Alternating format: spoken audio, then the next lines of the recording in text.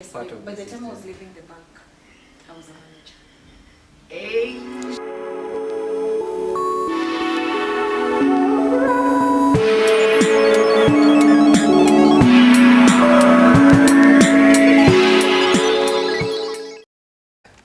Hey, what's up, guys? My name is Cocktail Fire, aka Mike Jomo, Uncle Mike. You know what I'm saying? Yeah, Mambo vipi? Salama sana. Sawa, you good? Sawa, nashukuru. I appreciate you hosting us, Manzi. Karibu. Yeah. So this is Aldin. She bakes cakes from home and then she sells them. Sindio? Yes. Yeah. So how's the biashara going so far? At the moment, I would say biashara is not that good. Okay. But you're hanging in because of generally the economy that it's behaving. Everything has skyrocketed in terms of price. The things that we used to buy at a certain price, now they've moved. So it's definitely impacting us as business. Yes. So your taxation, they've been increased in a challenge in a particular manner. Yes, of course it rolls down to the customer, so you have no choice. The only problem is how would you convince your client that the prices have gone up and the price of the cake, of the ingredients have gone up and the prices of the cake needs to go up. Yeah. So it becomes such a challenge. Okay.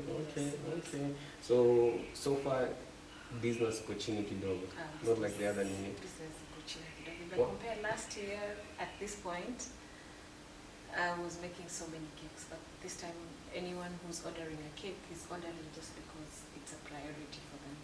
Otherwise, people are trying to live for the most important things that they need. Okay. So imekuwa tight your design. But tuna survive. Yeah.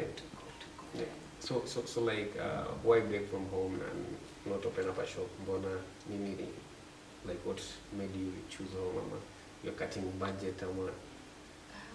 It has all that you would want to think about. But I would say that my home baking was generally inspired with so many other things. Okay. One, I would say it was by force. You know how you find yourself in a situation where your hands are tied and you're like, this is what I need to do. I have no choice, so I'm in for it. So one of it was that my immediate neighbor, who I'll mention, Mrs. Gatui, used to do cakes. So she used to bring cakes to my house. Place, and my kids would really enjoy the cakes. Wow. So every time she brings cakes, I would see the excitement, the way the kids are enjoying the cake, and they would want to ask for more cake. But you see, once she's given, she can't. She can't do it again. So one day I walked to her and I was like, "Oh, you bake? Yeah. So would you kindly give me your ingredients?" So she gave me the basic, because she's way older than me, maybe in her 60s. So her baking is, you mix everything together. Okay. So I went to the ingredients, took the recipe, tried, and I realized, oh, it can work. However, the second force that made me now get the drive was that I used to work in a bank. Okay, in bank, eh? Sisi ni wale wa banker to baker. Banker to baker. So, umetoka kwa... You still at the bank? No. Not anymore? Yes. I used to work for a bank called Imperial Bank. I know Imperial. Imperial Bank went under receivership sometime in 2015. Okay. We survived receivership for around 5 years, and in 2020 we went down. That was in the days of COVID, after COVID-19. So with that, it meant now I'm home, there's so much time, and there's nothing to do. Now you have to improvise. Now you have to improvise every bit of your brain. So what I did is, after the bank closed, because I was there for 14 years, I'm a professional banker. So I worked for only one bank. I was very loyal for 14 years. Wow. And that is how serious business was then. Damn. And it was really interesting until 2020 when we were handed over the letters to go home. And then you can't think of anything else. Yes. So from there is when I thought about what else can I do apart from just being in the banking industry. However, all these things were being forced around me was something that I didn't know I had. Okay. Yes. Because initially I was never a bank. I was never a baker before. I was a banker, and here I am today. I can say I'm a baker by profession now because I've taken it up to learn a lot of things in banking. So through that, I started now baking, and I started baking at home. Nice. That was in 2021. COVID time. Yes. COVID time in After COVID. After COVID. COVID of course was like 2019, March there, 2020. So 2021 you're here. There's no job, no one is hiring, everyone is home, COVID has hit, and you have to do your thing. Employers are trying to cut down costs. So you have to survive. So my husband, who I can mention, Rafael. Yeah, Rafael. He's a great guy. Yes, you met him. Yeah. He was very supportive at this point, because when I tried to tell him about employment and work, he told me, you sit back and relax. Traditional house life, relax. But that is not what I was used to. That is exactly what I was trying to avoid. I've been in employment for 14 years, then you come home and someone is it's changing, that shift. You sit and relax. He told me, you take your time, sit and relax. Don't even look for a job. For real. Okay. Hey, relax, mami. Unasikia tu unawashwa. Nawashwa nasema sasa hapa nitaomba everything, hata pesa ya nyanya. Haiwezi. So 2021 early in February, after Christmas now 2020, it has already hit my mind. This is it. You don't have a job, you have to survive. I sat in my room and I asked myself a lot of questions. I asked myself, what can you do that will never make you be sacked? Are you getting it?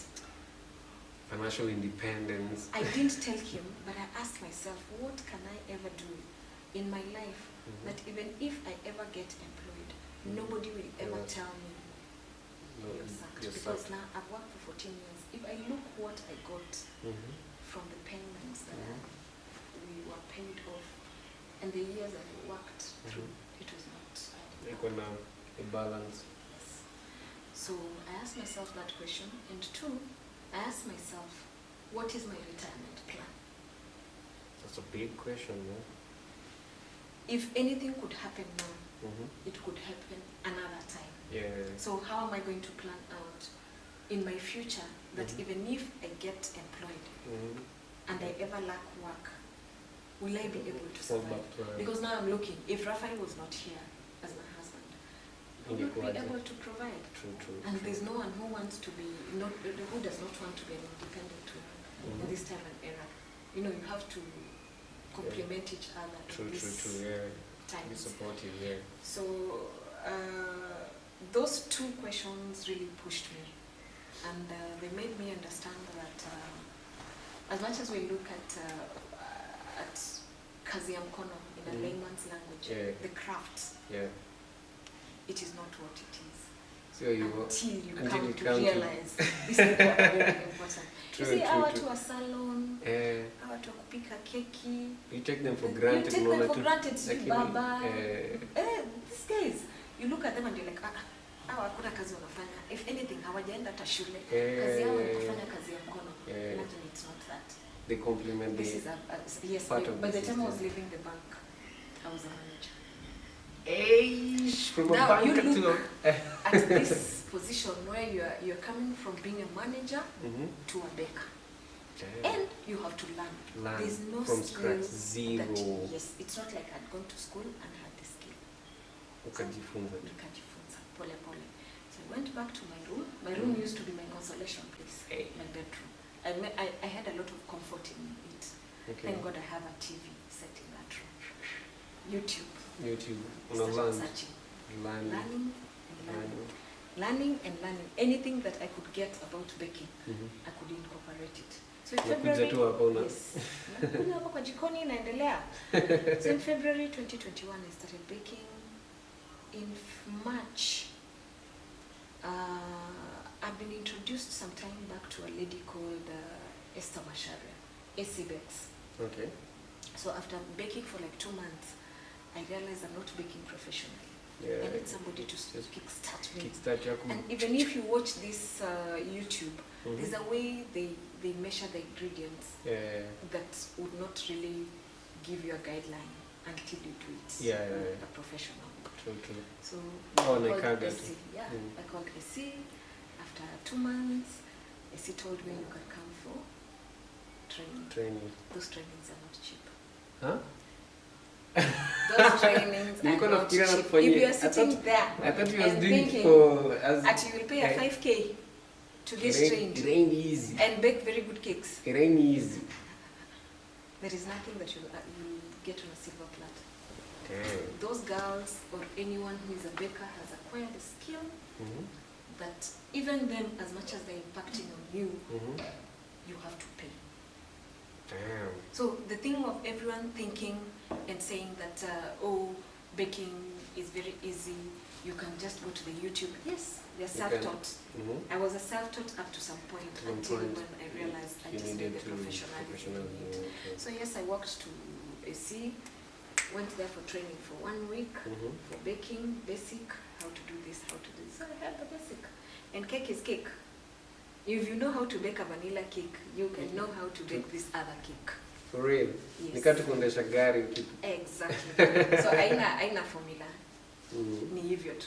Which I took a lot of grace and I could admire her zeal. The way she was doing her things, the way she planned, the dedication. So yes, I started there. I came after March. In April, I started baking alone. So she told me, whatever I have taught you, whatever you have learned here, please make sure you do what? You practice. Because if you don't practice, you can't get it. So me, I come back at home in April, I start baking, giving out cakes. My neighbor, my friend. It's so expensive. I have to realize at the end of the day that I'm not just busy for doing this, but I should be in business. True. So what I did in May, I started charging my cakes. With a lot of confidence, yes. So you tested it, tried and tested. And I knew, I was very confident about it, so I started baking. I put my WhatsApp very busy in terms of now I bake, I post status. I started getting 1, 2, 3 orders come here. So that's how you got to and the then, clients. Yes, that is how I got it.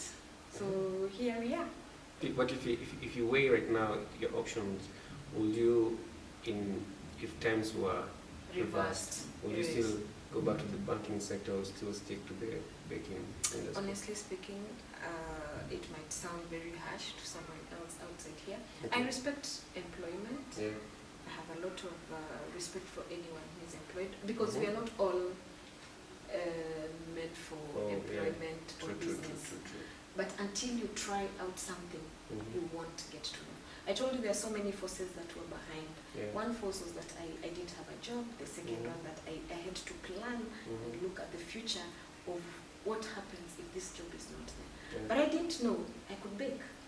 So there are forces that literally push you to get there. So I wouldn't say I would not be, I regret working, but I would say every season in your life is planned by God. True. God knew I was there for 14 years to gain a lot of experience in the banking industry, which of course I'm using now in my management because I have employees, not just in my cake, but I am impacting the same knowledge that I gained in other businesses that I have. Right now you're doing it from home, yeah? Yes. Definitely. Do you plan on in future like expanding the business or taking it somewhere else, or maybe demand Jafika, or what's like your future like planning with this, because now you're integrated into it, this is now the life you've chosen? I have a future plan. Okay. Of course, my future plan is to expand. Mm-hmm. However, at the moment, the main challenge is there's so many taxation and the rules, the regulations. The licensing, the permit. Yes, exactly. That the government is putting on small business enterprise, and it's not making sense, especially that the economy is not doing very well. Yeah. So I'm in that position where, for now, let me be a home baker. Okay. But my dream is to, of course, expand, and not just to expand, to make any girl, any man, any person who feels like they don't have anything to do, they can have something to do. Yeah. I want to impact. So my dream, of course, is to expand and have a bakery one day. Okay. That one, for sure, I envision it. Maybe it will be my retirement plan. Who knows? Kifungo tutakao. Tutakula. Lazima tukule. As much as it's too much sugar, we have to eat. Yeah. So like you do for weddings too? Have you done yes, for I weddings? started. You know my baking. Maybe I didn't just mention. 1 year, 5 months into baking. 1 year. But yes, but what inspires me is that when I'm doing the deco on the cake, you know, cake is creativity. Yeah. How creative are you? Yes, I have realized if you give me a cake and you tell me this is what I want versus the delivery, I hack it so well. You with will. no struggle. Half of the time, my husband comes home and finds me doing the art. And sometimes he has work, so he works from home. He'll be there watching, and he's like, "Hi, I just finished. In like 30 minutes, I'm done." The artwork has become like the thing that I do every day. So it's become very easy for me. And for weddings, I have done 2 weddings so far. Nice. I will be doing the 3rd one, but I will not mention to you which one. I think I have a clue. I think So I have a will be doing clue. the 3rd one. I won't mention it for now, but it's an amazing place to be. Yeah. Yes, if you can manage to make it a serious business, it's an amazing place to be. Yeah. Yes. So if somebody is seated at home and anafikiria kuanzisha biashara, can just start small. Yeah. And you don't have to start with heavy equipment. The Around 50,000. You've seen the one that I was showing you. I have the small one, the big one. I started very small. The hand mixer was around 3,000. And believe me, you the way you start buying those things, you don't even realize. They just, you just buy one thing. One at a time.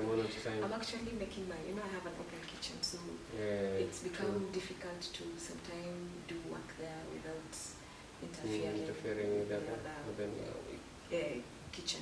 So whether I like it or not, I know at some point I'll be forced out. Is it a jar? Because hata saizi zimejaa na ukiniuliza how, sijui vile zilijaa. Zinajaa tu pole pole. You know, you buy and you're like, okay, sawa. Kumbe zinaendelea. So where is the storage? No storage. So you'll be forced to go out. So when God pushes me out, I'll be glad to take it up. Yeah, so I can see, so your husband is very, very supportive of you. Yes. I wouldn't do this without you. There's a story. Alifanya nini nje? Kuna story tuambie. Guys. Kuna story za tuambia. Inachoma lakini hata nisamea. The first cake I ever did creaming on it is the one who made it. No way. Wallahi. He's the one who made it, and this is what happened. He came from the room, found me struggling how to smoothen it. Anyone who's done creaming or frosting for the first time, it can be frustrating. Guys, you know the way you take the scraper, you scrape, you try to smoothen it on the scraper moves it inatoka yote. And you know this one is not a naked cake. Now I have so many languages. A naked cake does not mean literally naked, but it means just a little of cream on it. So he comes, tries to smoothen and tells me, Najua, let me tell you, this is like plastering. He's into construction. So he takes he's the applying the spatula, mjengo. tries to apply on it, everything, and for sure I'll show you that cake after we finish this interview. If I show you that cake and what I make, I'm so embarrassed. Why? Oh my God. The struggles. We're gonna struggle. I use that photo to remind me how difficult the journey was, but how easy it has become. So I look at that cake today and I tell myself there's a lot of inspiration and support that I got from him, which I have so much respect. Even in terms of the equipment and what you have to always say, I have this, I need help on this, and he's always supportive. Yeah, great. Yes. So why Pilia? Oh, interesting. Pilia. Pilia means it's a Hebrew name. It's a girl Hebrew name, which means miracle of God. Yeah, okay. Yes. Don't ask me how I had to land on that, because again it was his initiative. It was like, you go for a company name, register, and put it. I'm like, do I include you in it? No, it should be your own company. Yeah. So again, support System. Yes. You need that person in your life, man. Yes. Yeah. Who holds your hand. True. Yes. Yeah. So you have a chain of other businesses too. Yes, I have a chain of other business. Initially, this was Pilia Cakes is not my first venture. No, it's not my. Sorry, my first business venture. It's my second, I would call it, because the first was Raphael's initiative. Okay, same guy. So it's called Pilia Enterprise. Okay. It's in Kisumu. It deals with I'm a pharmaceutical stockist. I think I've seen that in Kisumu. I've seen on Diek Road. I've seen it, yeah. And, started doing Pilia Cakes as the second. Pilia Cakes, I realized I would bake in the house for 2-3 days, and apparently there wouldn't be more orders coming. So what happens in the days that you're not getting orders? So it pushed me again to think beyond what I wanted, and I came up with Pilia Nails. Okay. And Pilia Nails, I'm in partnership with my best friend called Jerry. Which yes, my twinnie. That's her specialty. So we've incorporated a lot of ideas together. However, shortly just after that, we realized we had an opportunity, and we opened Pilia Beauty Parlor. So that's the latest. This is what I would say. Yeah. For anyone willing to start a business, don't just wait. Okay. Get out of your comfort zone. Try and do whatever you can.